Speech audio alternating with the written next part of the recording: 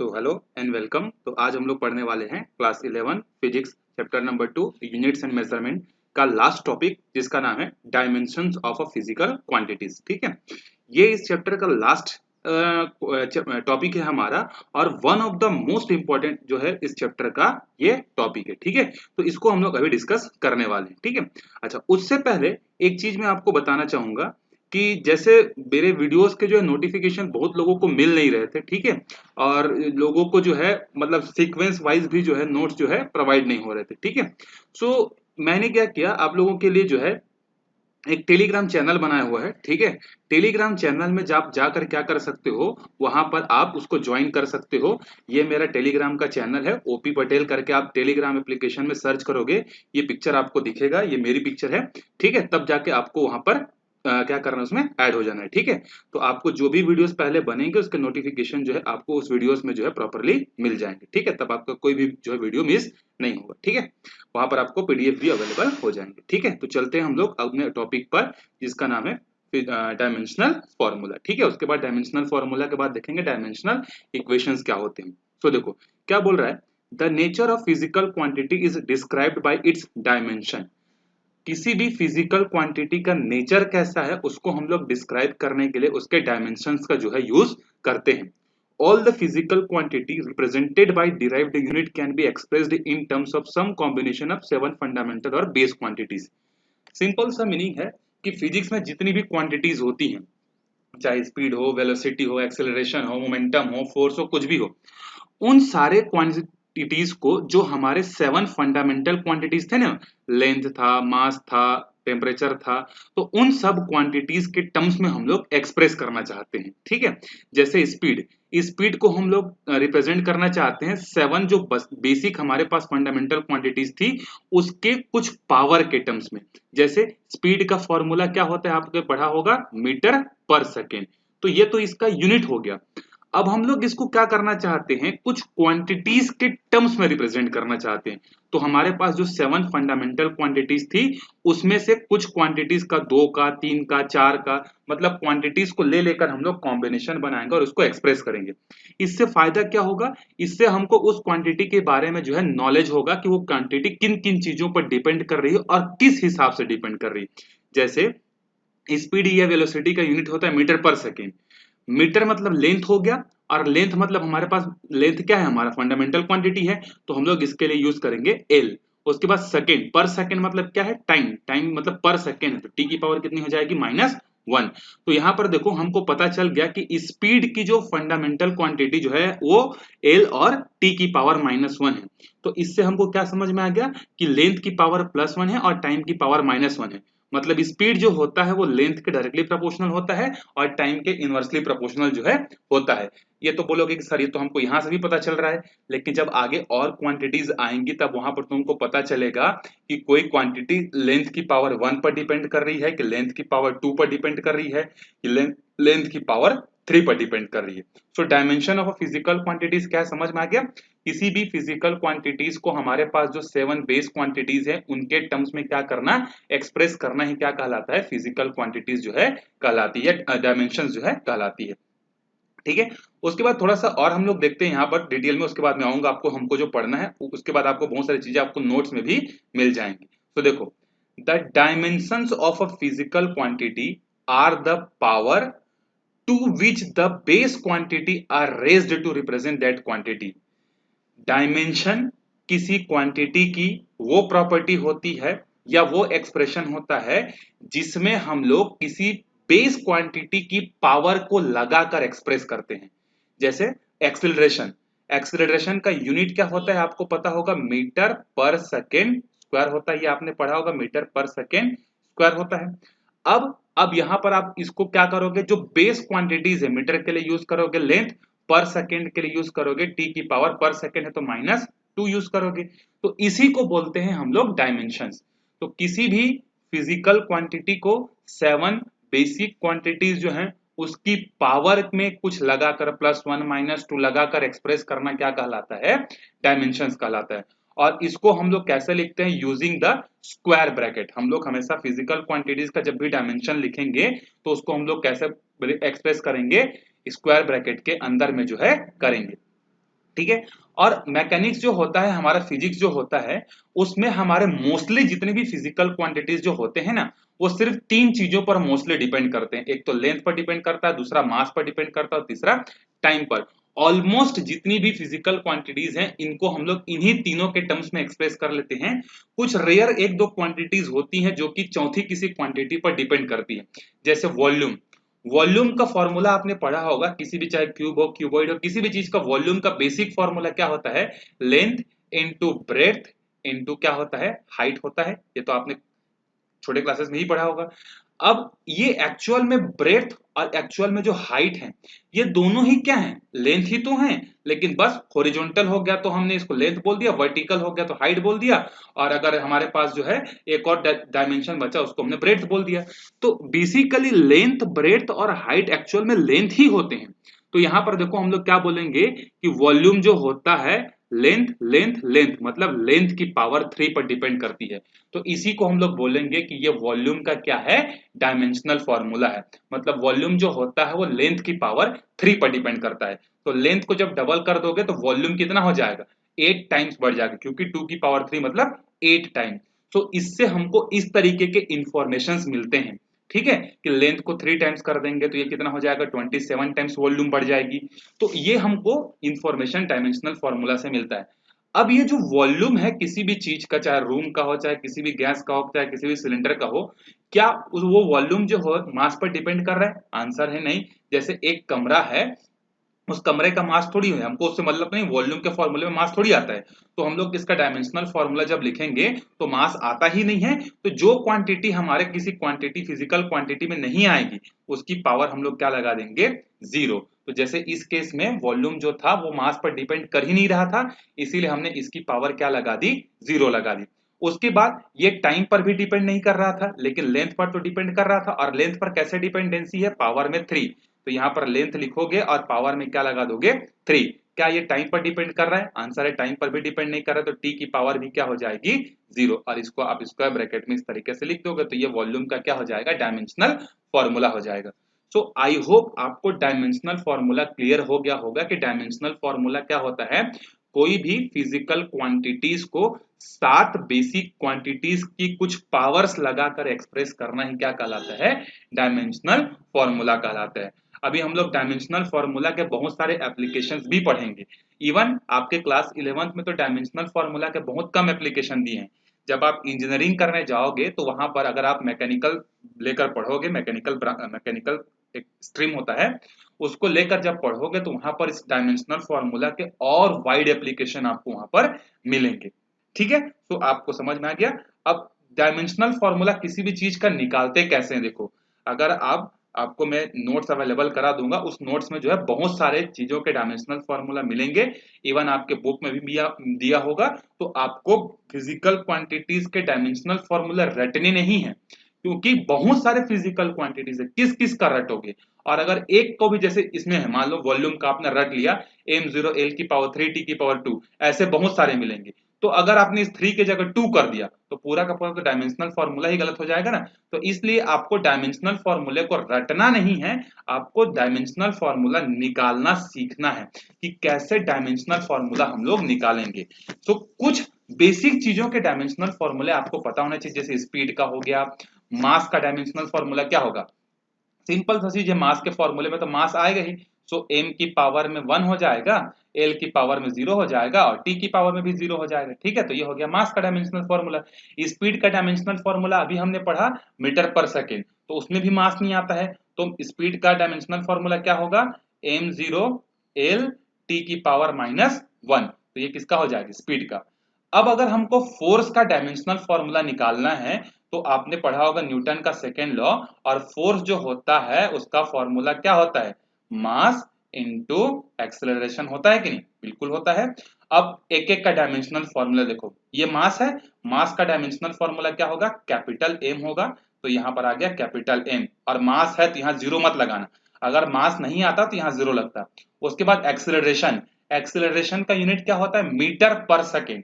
तो मीटर के लिए क्या आएगा? यहाँ पर लेंथ आएगा, आएगा कि नहीं? उसके बाद सेकेंड स्क्वायर पर सेकेंड, पर सेकेंड मतलब माइनस हो जाएगा, और यहां पर कितना आ जाएगा? -1। 2 आ जाएगा। यहाँ पर कितना आ जाएगा, -2 जो है यहाँ पर आएगा। अब इसको स्क्वायर ब्रैकेट में ऐसा क्लोज कर दो, तो ये हो गया फोर्स का डायमेंशनल फॉर्मूला। देखो m1 L1 t की पावर -2। तो किसी भी क्वांटिटी के डायमेंशनल फॉर्मूले आपको इस तरीके से निकालने। जैसे अगर आपको मैं बोलूं मोमेंटम का डायमेंशनल फॉर्मूला क्या होगा, निकाल के बताओ, तो मोमेंटम का फॉर्मूला क्या होता है, मास इनटू वेलोसिटी। तो मास के लिए तो कैपिटल M आएगा ही, ठीक है, तो मास के लिए आ गया कैपिटल M, और वेलोसिटी होता है तो वेलोसिटी मतलब मीटर पर सेकेंड। तो ये हो गया क्या, ये हो गया मोमेंटम का डायमेंशनल फॉर्मूला, ठीक है। अगर मैं आपसे बोलूं एरिया का डायमेंशनल फॉर्मूला बताओ, तो एरिया में तो मास आता ही नहीं है, तो एरिया का डायमेंशनल फॉर्मूला में क्या आ जाएगा, m0, और एरिया का यूनिट क्या होता है, लेंथ इंटू ब्रेड्थ, और ब्रेड्थ और लेंथ आपस में एक ही होते हैं। तो m0 l की पावर में 2, और क्या एरिया के फॉर्मूले में टाइम आता है, नहीं, तो t की पावर में 0। तो इस तरीके से एरिया का, वॉल्यूम का, फोर्स का, मोमेंटम का डायमेंशनल फॉर्मूला आपको निकालने आना चाहिए, ठीक है। अब हम लोग चलते हैं इसके एप्लीकेशन पर और डायमेंशनल इक्वेशन पर क्या होता है। देखो डायमेंशनल फॉर्मूला तो हमने पढ़ लिया, ये जो अभी हम लोग लिख रहे हैं सब क्या है, डायमेंशनल फॉर्मूला ही तो है। मतलब स्क्वायर ब्रैकेट के अंदर में बेस क्वांटिटीज की पावर में एक्सप्रेस करना क्या कहलाता है, डायमेंशनल फॉर्मूला कहलाता है। देखते हैं डायमेंशनल इक्वेशन क्या होता है। An equation obtained by equating a physical quantity with the dimensional formula. एक ऐसा इक्वेशन जो हमको कब मिलता है, जब किसी फिजिकल क्वांटिटी को उसके डायमेंशनल फॉर्मूले के साथ क्या करते हैं, इक्वेट करते हैं। देखो an equation obtained by equating physical quantity with the dimensional formula.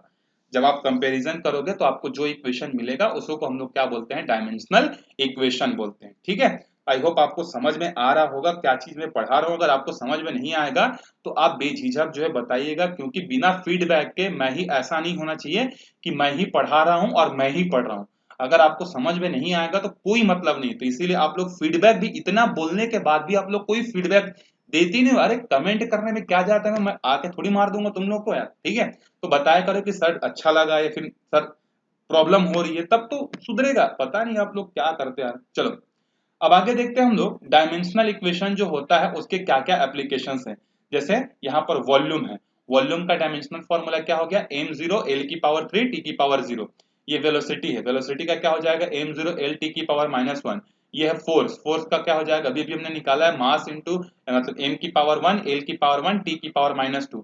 ये है डेंसिटी। अच्छा डेंसिटी क्या होता है, आपने पढ़ा होगा छोटे क्लासेस में, डेंसिटी जो होता है, डेंसिटी का फॉर्मूला होता है मास अपॉन में वॉल्यूम। तो मास अपॉन में वॉल्यूम, तो वॉल्यूम जो है नीचे था इसीलिए ऊपर आकर क्या हो गया, -3 हो गया। और डेंसिटी में तो टाइम आता ही नहीं है, इसीलिए m1 l की पावर -3 और t की पावर 0। सो ऑलमोस्ट जितनी भी फिजिकल क्वांटिटीज होती है ना, वो m l और t के टर्म्स में ही क्या होती हैं, एक्सप्रेस हो जाती हैं, ठीक है। तो इसीलिए हम आपको हर हर फिजिकल क्वांटिटीज के डायमेंशनल फॉर्मूले में m l t ही आपको दिखेगा, ठीक है। अब देखते हैं डायमेंशनल एनालिसिस और इसके एप्लीकेशन। हम लोग डायमेंशनल एनालिसिस क्यों करते हैं और इसके एप्लीकेशन क्या है। देखो the recognition of concept of dimension which guide the description of physical behaviour is basic importance as only those the physical quantities can be added subtracted have the same dimension। सबसे पहले dimensional analysis से हमको क्या पता चलता है कि physics में अगर दो क्वांटिटीज का एडिशन करना है या दो क्वांटिटीज का सब्ट्रैक्शन करना है तो वो तभी पॉसिबल है जब दोनों क्वांटिटीज के डायमेंशनल फॉर्मूले क्या हो, सेम हो। जैसे मैथमेटिक्स में मैं अगर आपको ऐड करने बोलूं 2x और 3y को ऐड करो तो क्या 5 होगा, आंसर नहीं होगा, क्योंकि 2x एक पूरी की पूरी अलग फैमिली से बिलोंग कर रही है, 3y एक अलग से फैमिली से बिलोंग कर रही है। तो जिस तरीके से मैथमेटिक्स में दो अलग अलग मतलब दो अलग अलग कैरेक्टरिस्टिक वाली चीजें ऐड नहीं हो सकती, उसी तरीके से फिजिक्स में भी होती हैं। मतलब आप किसी भी क्वांटिटीज को आपस में ऐड नहीं कर सकते अपने मर्जी से। अगर आपको दो क्वांटिटीज को फिजिक्स में ऐड करना है या सब्ट्रैक्ट करना है तो उसके लिए ये कंपलसरी है कि जिन दो चीजों का आप एडिशन कर रहे हो या सब्ट्रैक्शन कर रहे हो उसके डायमेंशनल फॉर्मूले क्या होने चाहिए, सेम होने चाहिए। तो ये है सबसे पहला। देखो यहां पर लिखा है कि नहीं, physical quantities can be added subtracted which have the same dimension. मतलब सेम डायमेंशन वाले क्वांटिटीज का एडिशन किया जा सकता है, सेम डायमेंशन वाले का सब्ट्रैक्शन भी किया जा सकता है। लेकिन मल्टीप्लिकेशन और डिवीजन के लिए ऐसा जरूरी नहीं है कि उनके डायमेंशनल फॉर्मूले क्या हो, सेम हो। कंडीशन सिर्फ और सिर्फ एडिशन और सब्ट्रैक्शन के लिए एप्लीकेबल है, क्योंकि मल्टीप्लिकेशन और डिवीजन में अगर मैं आपको बोलूं 2x और 3y को मल्टीप्लाई करो तो आप आराम से कर सकते हो 6xy करके। तो उसी तरीके से फिजिकल क्वांटिटीज का मल्टीप्लिकेशन और फिजिकल क्वांटिटीज का डिवीजन करने के लिए जरूरी नहीं है कि जिन दो क्वांटिटीज में आप ऑपरेशन लगा रहे हो मल्टीप्लिकेशन का और डिवीजन का उनके डायमेंशनल फॉर्मूले सेम हो, लेकिन एडिशन सब्ट्रैक्शन के लिए कंपलसरी। ठीक है, अब देखते हैं इसका एप्लीकेशन क्या होता है। सबसे पहला देखो, checking the dimensional consistency of equation. Dimensional consistency का मतलब क्या होता है, देखो कोई भी फिजिक्स में अगर आपने एक इक्वेशन लिखा, जैसे आपने लॉज ऑफ मोशन पढ़ा होगा, ठीक है, क्लास 9th में आपने पढ़ा होगा, अभी भी आप पढ़ोगे चैप्टर नंबर 3 में, तो आपको कुछ तो याद होगा, जैसे कि मोशन का फर्स्ट इक्वेशन क्या होता है, v is equal to u plus a t होता है कि नहीं, आपने पढ़ा होगा। उसके बाद सेकंड इक्वेशन क्या होता है, s is equal to u t plus half a t square. तीसरा क्या होता है, v square is equal to u square plus 2as, ये सब होता है कि नहीं। ठीक है, तो कोई भी फिजिकल फॉर्मूला या फिजिकल इक्वेशन जो है वो करेक्ट है या नहीं है, उसी को हम लोग बोलते हैं कि वो इक्वेशन जो है होमोजेनिटी को फॉलो कर रही है या नहीं। जैसे कभी हमने यहां पर पढ़ा कि नहीं, टॉपिक का नाम क्या है, चेकिंग द डायमेंशनल कंसिस्टेंसी। तो फिजिक्स में कोई भी इक्वेशन जैसे s is equal to u t plus half a t square, ये इक्वेशन तभी ट्रू होगा जब वो डायमेंशनली क्या होगा, कंसिस्टेंट होगा। अब इसका सिंपल मतलब मैं आपको बताता हूं कि अगर आपके पास इक्वेशन है फिजिक्स में, जैसे ये देखो एस इज इक्वल टू ये आपने पढ़ा होगा, ये टोटल मिलाकर एस बनते हैं, ठीक है, तो s is equal to u t plus half a t square ये है। ये इक्वेशन तभी वैलिड होगा जब दोनों साइड के डायमेंशनल फॉर्मूले क्या हो, सेम हो। इसी को बोला जाता है कंसिस्टेंसी ऑफ इक्वेशन। तो कंसिस्टेंसी ऑफ इक्वेशन का मतलब समझ में आए, इक्वेशन में दो साइड होते हैं, लेफ्ट हैंड साइड और राइट हैंड साइड। तो लेफ्ट हैंड साइड के भी डायमेंशनल फॉर्मूले और राइट हैंड साइड के भी डायमेंशनल फॉर्मूले क्या होने चाहिए, सेम होने चाहिए, तब किसी इक्वेशन को आप क्या बोलोगे, कंसिस्टेंट। समझ में आ गया। तो पहला डायमेंशनल फॉर्मूला का एप्लीकेशन क्या है, कोई इक्वेशन कंसिस्टेंट है या नहीं है उसका पता करने के लिए हम लोग यहां पर यूज करते हैं। और यहां पर एक चीज देखो, बहुत अच्छा चीज यहां पर समझा हुआ है हाईलाइट करके, if an equation fails this consistency test. अगर आपके पास कोई इक्वेशन है फिजिक्स में, आपने उसका डायमेंशनल दोनों साइड का चेक किया, जैसे अभी हम लोग एग्जांपल 2.15 में करने वाले हैं, और अगर दोनों साइड के जो है डायमेंशंस अगर सेम नहीं आ रहे हैं, तो वो क्या हो जाएगा, इक्वेशन जो है fails this consistency, it is proved wrong. मतलब अगर कोई इक्वेशन डायमेंशनली जो है करेक्ट नहीं है, इसका मतलब वो इक्वेशन पूरा का पूरा क्या है, गलत है। अब आगे देखो, बहुत माइन्यूट चीजें ध्यान से समझना। But if it is passes, लेकिन अगर कोई इक्वेशन डायमेंशनली जो है करेक्ट है, मतलब पास हो गया, it is not proved right, तो इसका मतलब ये नहीं हो जाता कि वो इक्वेशन बिल्कुल करेक्ट है। मतलब ध्यान से समझो, अगर आपके पास फिजिक्स में कोई इक्वेशन है, आपने दोनों साइड के डायमेंशंस को चेक किया, दोनों साइड के डायमेंशंस मान लो बराबर नहीं आए, तो काम खत्म, वो इक्वेशन एग्जिस्ट ही नहीं करेगा। ये पहला पॉइंट। सेकंड पॉइंट है, अगर आपके पास कुछ इक्वेशन है और आपने दोनों साइड के डायमेंशंस को चेक किया और दोनों साइड के डायमेंशंस सेम आ गए, तो इसका मतलब यह जरूरी नहीं है कि जिस इक्वेशन को आपने चेक किया हो वो प्रैक्टिकली भी पॉसिबल हो। तो माइन्यूट सा चीज है, अगर डायमेंशनली अगर गलत है तो इक्वेशन खत्म, लेकिन अगर डायमेंशनली अगर करेक्ट है तो ये जरूरी नहीं है कि वो प्रैक्टिकली भी क्या हो, सही हो। इसी चीज को यहां पर बोल रहा है, देखो, thus a dimensionally correct equation need not be actually an exact equation. अगर कोई इक्वेशन डायमेंशनली अगर सही है तो इसका मतलब ये नहीं है कि वो एक्चुअली प्रैक्टिकल में भी क्या हो, सही हो। लेकिन अगर कोई इक्वेशन डायमेंशनली रॉन्ग है तो इसका मतलब तो श्योर है कि वो इक्वेशन एग्जिस्ट ही नहीं करेगा। आई होप आपको ये माइन्यूट चीज समझ में आ गया होगा। ठीक है, अगर नहीं समझ में आया होगा तो वीडियो को रिवाइंड करके वापस से आप देखो। अब कैसे चेक किया जाता है किसी का डायमेंशनल फॉर्मूला, आप देखो, मतलब जैसे कि हमको पता है कि किसी भी पॉइंट पर मैकेनिक्स में भी आप पढ़ोगे भी चैप्टर नंबर 7-8 में, हाफ mv स्क्वायर क्या होता है, काइनेटिक एनर्जी, और mgh क्या होता है, पोटेंशियल एनर्जी। तो हमेशा काइनेटिक एनर्जी जो होता है वो पोटेंशियल एनर्जी के बराबर होता है। यही तो हमारा law of conservation of energy बोलता है कि energy neither be created nor be destroy. तो जितना किसी ऑब्जेक्ट की काइनेटिक होगी उतना ही उसके पास क्या होगा, पोटेंशियल होगा। या फिर आप जब किसी की काइनेटिक एनर्जी को पोटेंशियल एनर्जी में कन्वर्ट करोगे तो वो आपस में बराबर होंगे। अब हमको चेक करना है कि क्या काइनेटिक एनर्जी और पोटेंशियल एनर्जी आपस में बराबर होते हैं। तो ये इक्वेशन तभी करेक्ट होगा जब दोनों साइड के डायमेंशंस क्या हो, एकदम करेक्ट हो। अगर दोनों साइड के डायमेंशंस अगर अलग अलग हो जाएंगे तो ये तो खत्म है। ठीक है, चलो अब देखते हैं। वेयर एम क्या है, half m v square. M क्या है, मास है।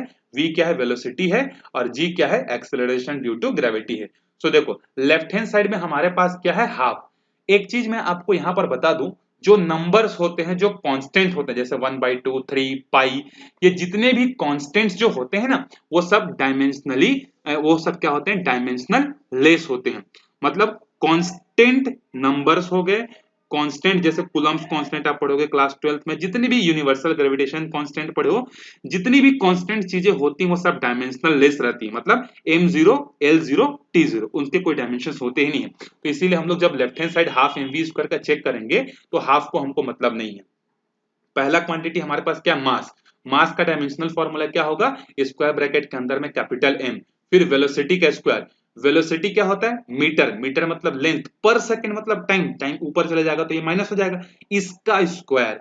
अभी जब इसका स्क्वायर करोगे तो 2 क्या होगा, एल की स्क्वायर बन जाएगा। और ये 2 जब -1 के साथ मल्टीप्लाई होगा तो -2 हो जाएगा। ये तो बेसिक सा मैथमेटिक्स है। अब दोनों को एक ही ब्रैकेट में लिख दो, क्योंकि ये पूरा का पूरा m अलग है, ये l अलग है, ये t अलग है। अब इनमें कोई ऑपरेशन नहीं हो सकता, तो तीनों को मिलाकर हमने लिख दिया स्क्वायर ब्रैकेट के अंदर m1 l की पावर 2 t की पावर -2। ये है लेफ्ट हैंड साइड का डायमेंशनल फॉर्मूला।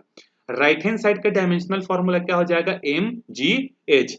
m मतलब मास हो जाएगा, और g मतलब क्या होता है, acceleration due to gravity. Acceleration का यूनिट क्या होता है, मीटर पर सेकंड स्क्वायर। तो g का भी यूनिट क्या होगा, मीटर पर सेकंड स्क्वायर। तो मीटर के लिए आ गया लेंथ, पर सेकेंड स्क्वायर। स्क्वायर मतलब पर सेकेंड है तो पर वाला कहां जाएगा, ऊपर जाकर -2 हो जाएगा। उसके बाद एज क्या है, हाइट। तो हाइट मतलब लेंथ ही तो होता है। अब देखो यहां पर ये लेंथ और ये लेंथ दोनों मल्टीप्लाई होकर लेंथ की पावर 2 हो जाएंगी। ये m अलग है, ये t अलग है, फिर हम लोग इसको मिलाकर लिख देंगे। सो देखो लेफ्ट हैंड साइड की फिजिकल डायमेंशनल फॉर्मूला और राइट हैंड साइड का डायमेंशनल फॉर्मूला क्या है, सही है। तो इसका मतलब ये इक्वेशन क्या है, डायमेंशनली करेक्ट है। लेकिन अभी हमने ऊपर में पढ़ा कि एक इक्वेशन अगर डायमेंशनली करेक्ट होता है तो जरूरी तो नहीं है कि वो फाइनल मतलब प्रैक्टिकल भी सही हो। तो हाफ एम वी स्क्वायर जो होता है वो mgh के बराबर होता है, ये गारंटी नहीं है जब तक हम लोग प्रैक्टिकली करके नहीं देखेंगे। हमने तो सिर्फ थ्योरेटिकली चेक किया कि दोनों साइड के डायमेंशनल फॉर्मूले सेम है, तो जरूरी नहीं है कि ये आपस में इक्वल भी हो। तो हम लोग को क्या करना पड़ेगा, प्रैक्टिकली चेक करना पड़ेगा। तो वो आपका काम नहीं है, मैं बस आपको समझा रहा हूं कि कोई इक्वेशन का डायमेंशनल फॉर्मूला अगर सेम हो जाता है तो इसका मतलब ये नहीं कि वो आपस में सही भी हो। तो ये तो हमको सही है, हमको पता है, हमने प्रैक्टिकल करके देखा है। हाफ एम वी स्क्वायर को हमने mgh में कन्वर्ट किया। कैसे किया, हमने डैम बनाए, डैम में हमने पानी को क्या किया, स्टोर किया। तो पानी रुका हुआ है मतलब उसके पास कौन सी एनर्जी है, पोटेंशियल एनर्जी। जब हमने डैम का गेट ओपन किया तो पानी में मोशन आ गया, वो किस में कन्वर्ट हो गया, काइनेटिक एनर्जी। तो हमने देखा कि mgh और हाफ एम वी स्क्वायर की जो वैल्यू आती वो बराबर है, तो प्रैक्टिकली इक्वल है, इसका मतलब ये इक्वेशन सही है। सो थ्योरेटिकली हमने डायमेंशनली चेक किया, थ्योरेटिकली का मतलब डायमेंशनली करेक्ट होना, प्रैक्टिकल मतलब जो हमने करके देखा तो बराबर है। ठीक है, तो हमारा आंसर सही है। तो पहला तो ये चीज है कि कोई भी इक्वेशन जो होता है वो सही है या नहीं है, उसको पता लगाने के लिए डायमेंशनल फॉर्मूले का यूज करते हैं। दूसरा इसका एप्लीकेशन है deducing relation among the physical quantities. अब हम लोग कुछ एक्सपेरिमेंट कर रहे हैं और उस एक्सपेरिमेंट से हम लोग ये पता नहीं कर पा रहे हैं कि जिस चीज की वैल्यू हम लोग निकालना चाहते हैं वो किन किन क्वांटिटीज पर डिपेंडेंट है। मतलब किन किन क्वांटिटीज पर डिपेंडेंट है ये हमको पता है, लेकिन उन क्वांटिटीज की पावर कितनी है वो डिपेंडेंसी हमको नहीं पता है। तो उस समय हम लोग डायमेंशनल फॉर्मूले का यूज करते हैं प्रॉब्लम को सॉल्व करने के लिए। ठीक है, सो देखो the method of dimensions can be sometimes be used to deduce the relation among the physical quantities। जो फिजिकल क्वांटिटीज होती हैं उनमें क्या रिलेशन है उसको पता करने के लिए यूज किया जाता है। For this we should know the dependence of physical quantity on the another quantity. जैसे मैं एक चीज पता करना चाहता हूं कि जब कोई ऑब्जेक्ट ऊपर से नीचे गिरता है तो हमको पता है कि उस पर बहुत सारे फोर्सेस काम करते हैं। एक तो उसका मास काम करता है, दूसरा उसका ग्रेविटी काम करता है, तीसरा जब वो ऊपर से नीचे आता है तो एयर का जो फ्रिक्शन होता है वो काम करता है। तो मेरे को ये चीज तो पता चल गया कि उसके मोशन में तीन चीजें काम पे आ रही हैं, लेकिन उन तीन चीजों में आपस में क्या रिलेशन है? क्या ग्रेविटी जो होता है ज्यादा स्ट्रांग होता है? क्या एयर का फ्रिक्शन जो होता है वो ज्यादा स्ट्रांग होता है? या उसका मास ज्यादा होता है? मतलब वो नीचे गिरने वाली चीज किस किस क्वांटिटी पर कितना टाइम्स डिपेंड करती है? क्या मास की पावर 2 पर डिपेंड करती है? क्या ग्रेविटी की पावर 3 पर डिपेंड करती है? तो इस चीज का पता लगाने के लिए भी हम लोग, या फिर एक तरीके से आप बोल सकते हो मैथमेटिकल फॉर्मूला डिराइव करने के लिए हम लोग डायमेंशनल फॉर्मूले का यूज करते हैं। एक एग्जांपल देखते हैं 2.17, इससे आपको बहुत अच्छे से क्लियर हो जाएगा कि इसका एप्लीकेशन क्या है। तो देखो, कंसिडर अ सिंपल पेंडुलम, आपको एक सिंपल पेंडुलम लेना है, having a bob attached to a string. एक स्ट्रिंग लेना है, स्ट्रिंग में क्या लगा देना है आपको? बॉब। बॉब मतलब कोई भारी चीज होता है, लगा देना है। That oscillates under the action of force of gravity. अब पता है हमको कि ये जो बॉब है ये इस तरीके से क्या कर रहा है? टू एंड फ्रो मोशन कर रहा है, किसके किसके एक्शन के कारण? ग्रेविटी के कारण। Suppose that the period of oscillation of the simple pendulum, इस सिंपल पेंडुलम का ऑसिलेशन का जो टाइम पीरियड है वो किन किन चीजों पर डिपेंड कर रही है? देखो, एक तो है कि इस स्ट्रिंग का लेंथ कितना है, दूसरा है इस बॉब का मास कितना है, तीसरा है एक्सेलरेशन ड्यू टू ग्रेविटी, क्योंकि स्मॉल जी की वैल्यू जो होती है वो पूरे अर्थ पर एक जैसी नहीं होती है, अलग अलग होती है। तो उस पेंडुलम का टाइम पीरियड जो होता है, टाइम पीरियड मतलब क्या होता है? Time taken to complete one cycle, मतलब एक बार इस पेंडुलम को यहां से यहां से वापिस आने और यहां जाने और फिर वापिस आने में जो टाइम लगा उसको हम लोग बोलते हैं टाइम पीरियड। तो उस पेंडुलम का टाइम पीरियड तीन चीजों पर डिपेंड कर रहा है। पहला लेंथ ऑफ द स्ट्रिंग, दूसरा एक्सेलरेशन ड्यू टू ग्रेविटी, और तीसरा किस पर डिपेंड कर रहा है? मास पर। और किसका मास? बॉब का। अब हमको बताना है कि वो टाइम पीरियड जो है वो मास की पावर 2 पर डिपेंड कर रही है, लेंथ की पावर 3 पर डिपेंड कर रही है, कि क्या कर रही है? हमको बेसिक पता है कि तीन चीजों पर डिपेंड कर रही है, लेकिन उन तीन चीजों पर कितने टाइम्स डिपेंडेंट ये हमको नहीं पता है। तो जब इस चीज का पता लगाना है तो हम लोग क्या यूज करेंगे? डायमेंशनल फॉर्मूले का जो है यूज करेंगे। सो देखो, the dependence of time period T, time period को हमने ले लिया T, on the quantities length, gravity and mass. तो हम लोग यहां पर एज्यूम कर लेते हैं कि जो टाइम पीरियड है वो कौन कौन सी क्वांटिटीज पर डिपेंड कर रही है, डायरेक्टली प्रोपोर्शनल किसका किसका है। तो हम लोग यहां पर लिखेंगे कि टाइम पीरियड जो है वो डायरेक्टली प्रोपोर्शनल है किसके? हम लोग अभी पढ़ने वाले हैं किसके किसके डायरेक्टली प्रोपोर्शनल है। तो ये डायरेक्टली प्रोपोर्शनल है लेंथ के, तो यहाँ पर हम लोग लिख देंगे लेंथ के डायरेक्टली प्रोपोर्शनल, जी के डायरेक्टली प्रोपोर्शनल और एम के डायरेक्टली प्रोपोर्शनल है। ठीक है, फिर आपको पता होगा कि जब कोई डायरेक्टली प्रोपोर्शनल होता है तो डायरेक्टली प्रोपोर्शनल को जब हम लोग इक्वल में कन्वर्ट करते हैं तो हमको एक कांस्टेंट यूज करना पड़ता है। तो पहले ये टाइम पीरियड जो था वो लेंथ जी और एम के डायरेक्टली प्रोपोर्शनल था, लेकिन डायरेक्टली प्रोपोर्शनल को जब इक्वल साइन में कन्वर्ट किया तो हमने एक कांस्टेंट जो है यूज किया, और कांस्टेंट जो होते हैं वो तो डायमेंशनल लेस होते हैं। अच्छा, अब हमको ये नहीं पता है कि ये जो टाइम पीरियड है वो लेंथ की पावर कितनी है, जी की पावर कितने पर डिपेंड कर रही है, मास की पावर कितने पर डिपेंड कर रही है। तो हमने क्या अज्यूम कर लिया कि जो टाइम पीरियड है वो लेंथ की पावर x पर डिपेंड कर रही है, जी की पावर y पर डिपेंड कर रही है और m की पावर z पर डिपेंड कर रही है। आप किसी को भी आगे पीछे लिख सकते हो, m की पावर x लिख सकते हो, g की पावर z लिख सकते हो, l की पावर जो है y भी लिख सकते हो, कुछ भी लिख सकते हो, कोई फर्क नहीं पड़ता। समझ में आ गया? तो आप ऐसा अज्यूम कर लेना कि वो जिस जिस क्वांटिटी पर डिपेंड कर रही होगी उसको एक्स वाई जेड या फिर ए बी सी भी ले सकते हो, कि सपोज दैट वो उसकी पावर ए पर डिपेंडेंसी, उसकी पावर बी पर डिपेंडेंसी, उसकी पावर सी पर डिपेंडेंसी है। तो जैसे यहाँ पर इसने एक्स वाई जेड लिया, आप ए बी सी भी लिख सकते हो। अब हम लोग क्या करेंगे? दोनों साइड के डायमेंशनल फॉर्मूले का आपस में कंपेरिजन करेंगे। सो टाइम पीरियड का डायमेंशनल फॉर्मूला क्या होगा? टाइम नाम से ही समझ में आ रहा है, ना तो इसमें मास होगा ना ही लेंथ होगा, तो L0 M0 T1। अब के तो डायमेंशनल लेस है, यहां आया लेंथ, तो लेंथ का डायमेंशनल फॉर्मूला क्या होगा? L। उसके बाद एक्सेलरेशन ड्यू टू ग्रेविटी, मतलब मीटर पर सेकेंड स्क्वायर, इसकी पावर कितनी है? हमारे पास x है, तो L की पावर यहाँ कितना हो जाएगा? x। उसके बाद एक्सेलरेशन की पावर y, यहाँ 1 नहीं है ना, यहाँ पर होल पावर x भी आएगा, यहाँ पर छूट गया है, आप लिख लेना लेंथ की पावर 1 की पावर x। और g का डायमेंशनल फॉर्मूला L1 t की पावर -2 की पावर में y, और मास मतलब तो m की पावर में 1 और इसकी पावर में z। अब देखो यहाँ पर लेंथ की पावर x है, क्योंकि x इंटू 1 करोगे तो x ही होगा ना, और यहाँ y इंटू 1 करोगे तो y होगा। तो यहाँ पर देखो लेंथ का बेस सेम है लेकिन पावर अलग अलग है। तो आपको पता है कि जब दो चीजें मल्टीप्लाई हो रही है, दोनों का बेस सेम है तो पावर ऐड हो जाते हैं। तो लेंथ की पावर x प्लस लेंथ की पावर y, दोनों ऐड होकर क्या हो गया, लेंथ की पावर x प्लस y। उसके बाद देखो इस y का मल्टीप्लिकेशन इसके साथ भी तो होगा, तो ये कितना हो जाएगा, t की पावर -y। फिर z का पावर इसके साथ मल्टीप्लिकेशन होगा तो m की पावर z। अब इतना करने के बाद आपको क्या करना है, दोनों साइड के डायमेंशनल फॉर्मूले के इक्वेटिंग करनी है। सो देखो इधर अगर हम लोग यहां पर लिखोगे on equating the dimensions on the both side, देखो इसमें लेंथ की पावर कितनी है 0, तो यहां पर आ गया 0, लेकिन इधर लेंथ की पावर कितनी है x प्लस वाई। तो हमने पावर का जब कंपैरिजन किया तो हमको एक इक्वेशन ये मिला कि x plus y is equal to 0। इधर t की पावर कितनी है 1, इधर t की पावर कितनी है -2y, तो -2y इज इक्वल टू 1। इधर क्या है हमारे पास, मास की पावर 0 है, इधर मास की पावर z है। तो एक तो वैल्यू हमको डायरेक्टली मिल गई कि z की पावर क्या है 0। यहां से क्या y का वैल्यू निकल जाएगा, y इज इक्वल टू कितना आएगा -हाफ।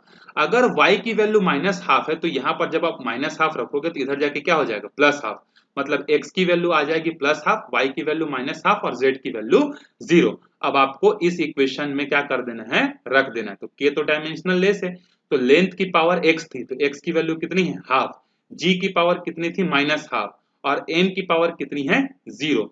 इसका मतलब आपको समझ में आया कि शुरुआत में जो हमने बोला था कि टाइम पीरियड जो है मास पर शायद डिपेंड कर रहा है, लेकिन जब हमने इसका मैथमेटिकल फॉर्मूला चेक किया तो हमको पता चला कि टाइम पीरियड जो होता है वो तो मास पर डिपेंड करता ही नहीं है। तो देखो डायमेंशनल से एक और इन्फॉर्मेशन मिला कि नहीं, कि कौन सी फिजिकल क्वांटिटी किस पर डिपेंड कर रही है।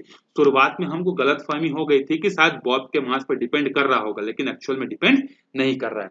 अच्छा, ये जो g की पावर -हाफ है, अगर ये नीचे जाएगा तो क्या बन जाएगा, g की पावर +हाफ बनेगा कि नहीं। तो हम लोग इसी को क्या लिख सकते हैं, देखो t is equal to k तो रहेगा ही, उसके बाद लेंथ की पावर +हाफ थी और g वाला नीचे आकर +हाफ हो गया, तो हाफ का मतलब क्या होता है रूट।